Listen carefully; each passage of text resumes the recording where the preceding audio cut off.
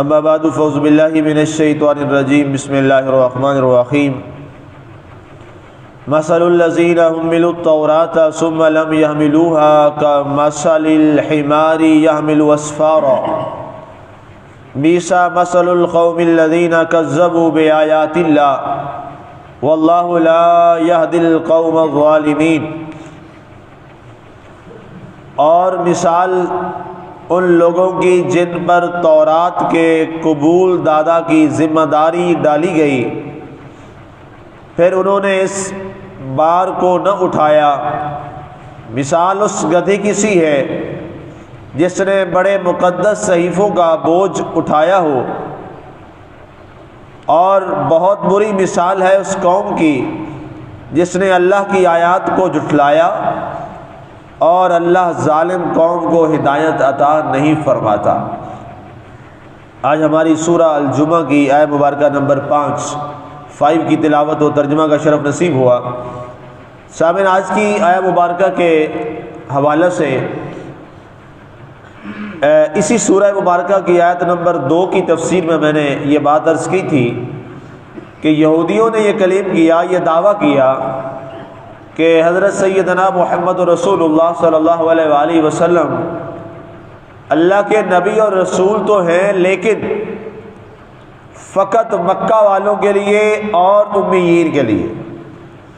یہ یہودی اس بات کو تسلیم کرتے ہیں، اس بات کو مانتے ہیں کہ ہمارے نبی حضرت سیدنا محمد رسول اللہ صلی اللہ علیہ وسلم اللہ کے نبی ہیں، یہ بات تسلیم کرتے ہیں، اور یہ بھی مانتے ہیں کہ آپ کو اللہ نے کتاب عطا فرمائی ہے، اس کتاب کو بھی برحق مانتے ہیں، بالکل یہ کتاب بھی درست ہے۔ لیکن ساتھ جو تیسری بڑی قباحت ہے ان میں، وہ یہ کہتے ہیں کہ یہ کتاب بھی صرف مکہ والوں کے لیے ہے، یہ نبی بھی صرف مکہ والوں کے لیے ہے، ہم بنی اسرائیل کے لیے نہ ان کی نبوت ہے نہ ان کی کتاب ہے۔ حالانکہ قرآن اس کے خلاف ارشاد فرما چکا ہے، انا ارسلناک شاہدا و مبشرا و نذیرا و داعیا الی اللہ باذنہ و سراجا منیرا، یہ قرآن اعلان فرما چکا ہے۔ اور دوسری آیت وارسلناک الی کافۃ للناس بشیرا و نذیرا، وہاں اور واضح کر دیا، فرمایا ہم نے آپ کو ساری کائنات کے لیے ڈر سنانے والا، خوشخبری سنانے والا، گواہ بنا کر اس کائنات میں بھیجا۔ اب اس میں یہ نہیں ہے مکہ والوں کے لیے، مدینہ والوں کے لیے، فلاں علاقہ والوں کے لیے، شام یا عراق والوں کے لیے، ایسا نہیں ہے۔ وہاں فرمایا ساری کائنات کے لوگوں کے لیے، الی کافۃ للناس،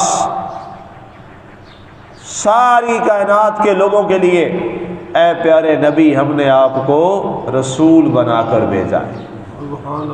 اور پھر آپ کو یہ بھی اعزاز دے دیا، ما کان محمد ابا احد من رجالکم ولکن رسول اللہ و خاتم النبیین۔ ختم نبوت کا جو ٹائٹل ہے وہ بھی اللہ تعالیٰ نے اپنے حبیب کو عطا فرما دیا۔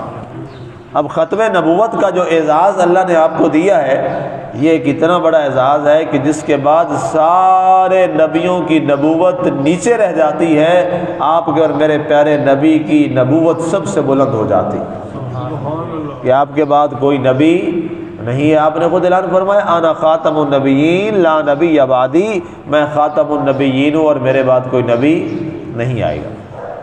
اب یہ وہ مثال ہے جو یہودیوں نے ایک من گھڑت اپنی طرف سے بنا لی۔ اس کے لیے قرآن نے ایک مذمت بیان فرمائی، فرمایا یہ وہ لوگ ہیں، یہ تورات میں پڑھ چکے ہیں، تورات کی بے شمار آیات، ابھی میں دیکھ رہا تھا تورات کی بے شمار آیات، باقاعدہ وہاں پر صحابہ کرام کا ذکر بھی ہے۔ ایک آیت مبارکہ میں، اس کا نمبر غالباً 33-34 ہے تورات شریف کا، اس میں باقاعدہ یہ لکھا ہوا ہے کہ یہ ایک ایسا مسیحا اور ایک ایسا رسول آئے گا کہ جو اپنے 10,000 صحابہ کے ساتھ مکہ کی سرزمین سے مدینہ منورہ کی سرزمین میں اپنے داخلے کا راستہ اختیار کرے۔ یہ تورات کے الفاظ، آیت ہے باقاعدہ، اور یہ یہودیوں کو پتہ ہے کہ یہ آیت ہے ہماری کتاب تورات میں۔ پھر اسی میں ایک آیت مبارکہ ہے، اس کا نمبر 24 ہے، اس میں حضرت کلیم اللہ فرماتے ہیں کہ ان پہاڑیوں اور وادیوں کے پیچھے سے ایک ایسا اللہ کا پیارا بندہ اور اللہ کا پیارا رسول آ کر اللہ کی توحید کی صدا بلند کرے گا کہ اس جیسی صدا کسی اور نے بلند نہیں کی۔ یہ آیات موجود ہیں اور یہودیوں کو بھی پتہ ہے کہ یہ آیات تورات کی ہیں، لیکن اس کے باوجود وہ ہمارے نبی کو ماننے کے لیے اس انداز میں تیار نہیں ہیں۔ یہ ضرور مانتے ہیں اللہ کے نبی ہیں، اللہ کے رسول ہیں، ان کے اوپر کتاب ہے، لیکن یہ کن کے لیے ہے؟ صرف اور صرف مکہ والوں کے۔ بنی اسرائیل کے لوگ پہلے روز سے، اور خاص طور پر یہودی، یہ روز اول سے ہمارے نبی صلی اللہ علیہ وسلم کے مخالف ہیں۔ ابن ہشام نے ایک واقعہ لکھا ہے، آپ سفر شام پہ تشریف لے جا رہے تھے، آپ کے چچا جناب ابو طالب اور آپ سرکار صلی اللہ علیہ وسلم، ابھی تو آپ کا بچپن کا زمانہ تھا، آپ بھی ساتھ شریک تھے، تو راستے میں ایک راہب، وہ ایک بڑے عرصے سے بائبل کا عالم تھا، انجیل کا عالم تھا، اور وہ انتظار میں تھا۔ بائبل میں لکھا تھا کہ اس راستے سے فلاں جگہ سے ایک دفعہ وہ نبی اور رسول گزرے گا جو خاتم الانبیاء ہے اور عیسیٰ علیہ السلام کا بھی نبی بنے گا۔ اب وہ راہب کہتا ہے میں اس انتظار میں تھا، میری اتنی عمر بیت گئی کہ چونکہ ہماری بائبل میں لکھا ہے یہ سچ تو ہے، اللہ کا کلام ہے، یہاں سے وہ رسول کبھی گزرے گا، اور اس کی نشانی کیا ہوگی؟ نشانی بائبل میں یہ تھی کہ وہ جدھر جدھر جائے گا بادل کا ٹکڑا اس کے سر پہ سایہ کیے ہوگا۔ اب راہب کہتا ہے کہ میں ہر روز، اور یہ بھی بتایا ہوا تھا کہ ایک قافلہ جو فلاں مکہ سے آ کر آئے گا اور شام کی جانب بڑھے گا اور وہ فلاں جگہ پر یہاں قیام بھی کرے گا، بائبل میں یہ بھی لکھا تھا۔ اب وہ بہت بڑا عالم تھا بائبل کا، اور اس کے بعد بائبل بھی موجود تھی، تو وہ کہتا ہے کہ میں جو ہی صبح طلوع ہوتی، سورج طلوع ہوتا، میں اپنے گھر کی چھت پہ بیٹھ جاتا اس انتظار میں کہ پتہ نہیں وہ قافلہ کب یہاں سے گزرے، وہ قافلہ مصطفیٰ صلی اللہ علیہ وسلم کے انتظار میں ہوتا۔ ابن ہشام لکھتے ہیں کہ سیرت ہشام میں، ابن ہشام میں ایک دن ایسا ہوا کہ دوپہر کا وقت تھا، گرمی بلاکی تھی، ایک قافلہ آیا تجارت کا اور وہ عربوں کا قافلہ تھا، وہ آ کر یہاں پر رکا اور سارے لوگ جو انہوں نے اپنے اونٹ بھی بٹھا دیے اور یہاں پر رک گئے کچھ سستانے کے لیے۔ تو وہ اپنے مکان کی چھت پہ بیٹھا تھا، کہتے ہیں کہ مجھے تمنا ہوئی اللہ کرے آج یہ قافلہ وہی ہو جس قافلے کا میں انتظار کر رہا ہوں۔ قافلے تو اور بھی آتے تھے، بیٹھتے بھی تھے، لیکن وہ قافلہ نہیں تھا۔ تو اس نے کیا منظر دیکھا کہ سارے قافلے والے بیٹھ گئے ہیں اور ایک بادل کا ٹکڑا ہے جو ایک بچے کے اوپر سایہ کیے ہوئے۔ اس نے کہا یہ وہی قافلہ ہے جس قافلے کی بشارتیں بائبل شریف میں موجود ہیں۔ اس نے فوراً اپنے خادم کو بھیجا اور کہا کہ ان قافلے والوں سے کہو کہ جناب تمہارے کھانے پینے کا میں نے بندوبست کر رہا ہوں، تو مجھ سے ایک کھانا کھا کے جائیے۔ وہ گیا، اب ظاہر ہے اس صحرا میں گرمی کی بلا میں جس کو کھانا اور پانی مل جائے اس کو اور کیا چاہیے۔ تو بڑے خوش ہوئے اور کہا جی قبول کرتے ہیں ہم اس دعوت کو۔ تو اس کے بعد انہوں نے کہا جی سارے لوگ تشریف لے آئے۔ سارے لوگ آ گئے، تو جب آنے لگے تو جناب ابو طالب نے کہا قافلے کے پاس کون بیٹھے گا؟ تو سرکار صلی اللہ علیہ وسلم ابھی بچپن میں تھے، آپ نے فرمایا تو آپ سارے لوگ چلے جائیں، میں چھوٹا ہوں، میں یہاں قافلے کا خیال رکھوں گا، آپ جا کر کھانا کھا۔ اب سرکار وہاں رک گئے، جیسے چھوٹا ہوتا ہے بچہ، جی اچھا ٹھیک ہے، یہ چھوٹے بچے کو دھیان کے لیے چھوڑ دیں، ہم جاتے ہیں۔ اب یہ تو کسی کو بھی پتا نہیں تھا کہ معاملہ کیا ہے، جس کے لیے ساری دعوت پکی تھی، اب وہ پیچھے تو نہیں رہنے دینے والے تھے۔ جب چلے گئے سارے، وہ دروازے پہ کھڑا ہو گیا، سب کو سلام کرتا رہا، اندر داخل کرتا رہا سب کو۔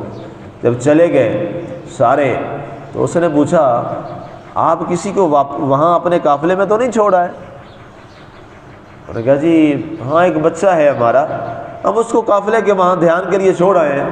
اس نے کہا ان کو بھی بلائیں، قافلے کے دھیان کے لیے میں اپنے لوگ بھیج دیتا ہوں، وہ خیال کریں گے، آپ اس کو بھی بلائیں۔ اس نے کہا جس کے لیے میں نے سارا اہتمام کیا وہ تو دعوت میں ہی نہیں ہے۔ اس نے اپنا شخص بھیجا، جب آئے کیا منظر دیکھا، سرکار جیسے جیسے تشریف لا رہے ہیں وہ بادل کا ٹکڑا آپ کے سر پہ سایہ کیے ہوئے، اور جیسے آپ اس کے معبد میں داخل ہوئے تو وہ فوراً وہاں پر کھڑا ہو گیا ٹکڑا دروازے پر، اور سرکار اندر تشریف لے گئے۔ بچپن کا زمانہ ہے۔ انہوں نے کہا جی قافلے کا امیر کون ہے، امیر قافلہ کون ہے؟ انہوں نے کہا جی جناب ابو طالب، یہ ہمارے قبیلہ ہاشم کے بڑے ہیں، یہ ہیں۔ اس راہب نے ان کو بلایا، حضرت ابو طالب کو، کہا کہ یہ بچہ کون ہے؟ انہوں نے کہا میرا بیٹا ہے۔ اچھا آپ کا نام کیا؟ آپ کو طرف دیکھا، کہتے یہ آپ کا نام کیا ہے؟ کہا میں نے ابو طالب ہے۔ کہا نہیں پھر یہ آپ کا بیٹا نہیں۔ آپ اندازہ کریں، نشانیاں دیکھیں اس کی۔ اس نے جناب ابو طالب کو دیکھا، پھر نام پوچھا، پھر آپ نے کہا میرا بیٹا ہے؟ آپ نے کہا نہیں۔ اس راہب نے کہا یہ آپ کا بیٹا نہیں ہے، اس کے، انہوں نے کہا جی میرا بھتیجا ہے۔ انہوں نے کہا یہی میں پوچھنا چاہ رہا ہوں، اس کے حقیقی باپ کا نام بتائیں۔ کہا جی ان کے حقیقی باپ کا نام ہے عبداللہ، وہ فوت ہو چکے۔ انہوں نے کہا ہاں اب آپ نے ٹھیک بتایا۔ وہ راہب کہنے لگا اب آپ نے ٹھیک بتایا۔ اب دوسرا اس نے کہا دو نشانیاں دیکھ چکا، اب تیسری ایک نشانی تھی کہ ان کے دونوں کندھوں کے درمیان مہر نبوت ہوگی، یہ بائبل میں لکھا تھا۔ کہا دو نشانیاں تو پوری ہو گئی کہ عبداللہ کا بیٹا ہوگا، آمنہ کا بیٹا ہوگا، اور اس کے اوپر بادل کا ٹکڑا سایہ کیے رکھے گا جب بھی چلے گا۔ اب تیسری نشانی رہ گئی ہے کہ وہ دیکھ لوں کہ اس میں لکھا تھا کہ وہ ہمارا محبوب ہوگا، خاتم النبیین ہوگا، کیا وہ بھی نشانی ہے کہ نہیں ہے؟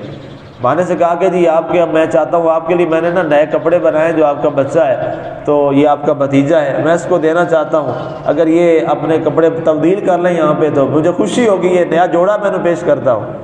تو ان کا جی ٹھیک ہے۔ ان کا چلے میں قمیض اٹھا کے، میں اتار کے یہ نیا لباس دیتا ہوں، چادر نہیں دیتا ہوں۔ جب ایسے چادر اتاری تو درمیان میں اس نے مہر نبوت کا بھی دیدار کر لیا۔ اس کے بعد وہ خاموش رہا۔ دعوت ہو چکی، حضرت ابو طالب کو بلایا، کہنے لگا یہ جو تمہارا بھتیجا ہے یہ کوئی عام تمہارا بھتیجا نہیں ہے، یہ آخری نبی ہے، محبوب خدا ہے۔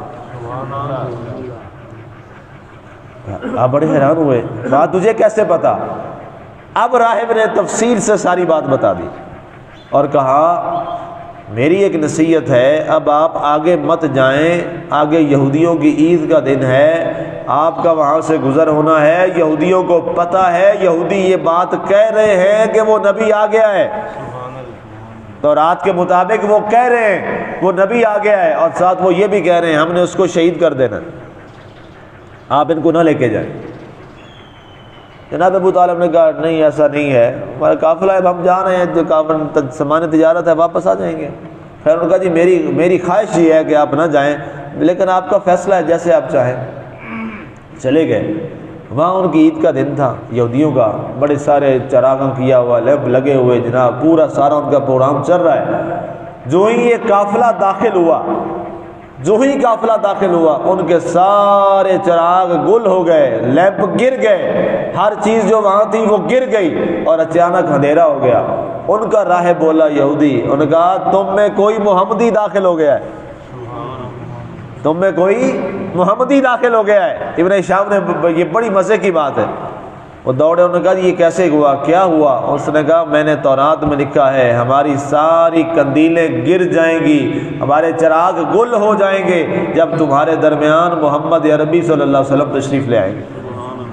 اب ڈھونڈو، جب یہ بات چلی تو جناب ابو طالب کو یہ بات سمجھ آ گئی، تو یہ قافلہ فوراً وہاں سے نکلا کہ مبادا کہیں ایسا نہ ہو کہ یہ میرے بھتیجے کو شہید کر لے، اور انہوں نے یہ پہچان لیا ہے۔ تو اللہ نے اسی بات کو یہاں پر ذکر فرمایا ہے کہ یہودیوں کی مثال اس گدھے کی سی ہے کہ جس پر بہت ساری کتابوں کا بوجھ تو لاد دیا جائے، لیکن گدھے کو کیا پتا کہ یہ کتابیں کیا ہیں۔ تو مسلمانوں یاد رکھو، جو شخص علم پڑھ لے لیکن اس پر علم سیکھ لے، اس پر عمل نہ کرے، تو اس کی مثال بھی قرآن نے فرمایا اس گدھے کی سی ہے جس پر بڑی کتابیں لاد دو، کتابیں لادنے سے وہ صاحب علم نہیں ہو جاتا۔ اس لیے صاحب علم کے لیے ضروری ہے کہ جو وہ علم سیکھتا ہے اس پر عمل بھی کرے، تاکہ اللہ تعالیٰ اسے اپنے قرب کا مقام عطا فرما دے۔